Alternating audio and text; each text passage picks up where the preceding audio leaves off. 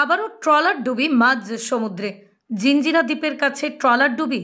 রবিবার সন্ধ্যা ৬টা নাগাদ মৌপিট কোস্টাল থানা এলাকার নগনাবাদের ট্রলার এফবি মাসুমা ট্রলারটি গভীর সমুদ্রে মাছ ধরতে যায় রবিবার সকালে।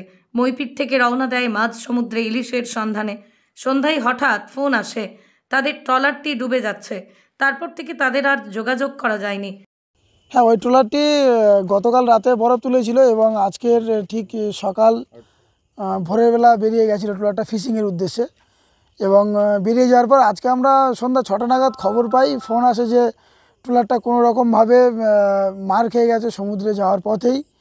তো আমরা আমাদের স্থানীয় প্রশাসন, স্থানীয় বিধায়ক সাহেব সকলের সঙ্গে যোগাযোগ করে আমরা এখান থেকে থানার বোট নিয়ে যাই এবং আমাদের যিনি নেতা পিন্টু প্রধান সহ ছিলেন আমাদের সঙ্গে, আমরা থানার বোট নিয়ে যাই।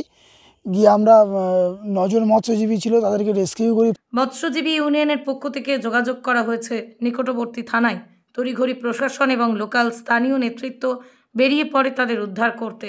রাতেই ৯ জন মৎস্যজীবীদের উদ্ধার করে মৎস্যজীবীরা জানায়, মাছ ধরতে গিয়ে আমরা ওই জিঞ্জিরা বলে দ্বীপের বাইরে চার ধরার জন্য জাল পেতেছিলাম।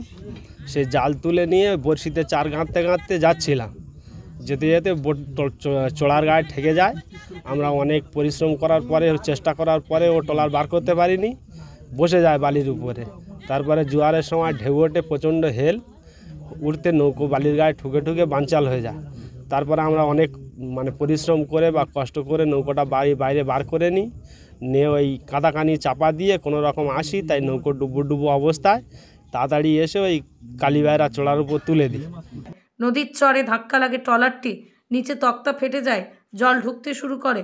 কোনোভাবে নিকটবর্তী একটি চরের পাশে গিয়ে আশ্রয় নেয়। ৯ জন মৎস্যজীবীদের জীবিত অবস্থায় উদ্ধার করে মৌপিট কোস্টাল থানার police. Bureau report, star Kolkata digital.